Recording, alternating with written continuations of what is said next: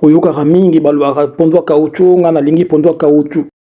Mais balobaka pondu ya caoutchouc parce que ezalaka mibale. Landa vidéo oyo ti na suka pona oyeba différence oyo ezalaka entre pondu Congo na pondu ya caoutchouc. Mbote na biso bandeko. Na Kinshasa pe na RDC mobimba, tozalaka généralement na deux sortes ya ba pondu. Oyo babengaka pondu ya Congo na oyo babengaka pondu ya caoutchouc. Yango nyonso eza ba pondu, balambaka pe baliaka ngo nyonso ndenge moko. Alors, différence eza nini? Ba Kinois par exemple balingaka mingi ba pondu ya caoutchouc. Po balobi eza elengi koleka Congo. Balobi pe eza makasi mingi neti Congo te, donc na nzungu ekobela noki po eza pete. Kombo wana ya caoutchouc euta sûrement na lolenge ya qualité wana po ezalaka pete neti caoutchouc. Batekaka pondu ya caoutchouc pe plus cher que pondu ya Congo. Par contre pondu ya Congo eza pondu ya biso ya bakoko. Ba variété oyo ya kala oyo toyeba depuis que RDC eza mboka.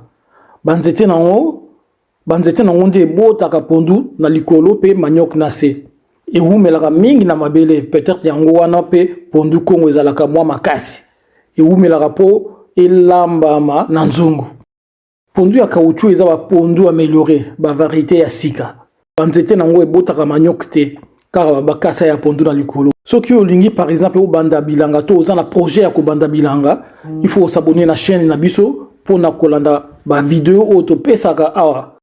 Okoki olanda vidéo to pesi bino devis pour na kosala bilanga pondu. Landa pe vidéo auto lobeli makambo etali avantage ya kolona pondu to kokona manioc. Pondu eza base ya bilei ya biso ba congolais. Alors yeba différente. Sala biso pe plaisir linga vidéo oyo donc liker. Tindela baninga, partager et surtout s'abonner pour na olanda kaba vidéo ya bien etali bilanga na Congo. À suivre.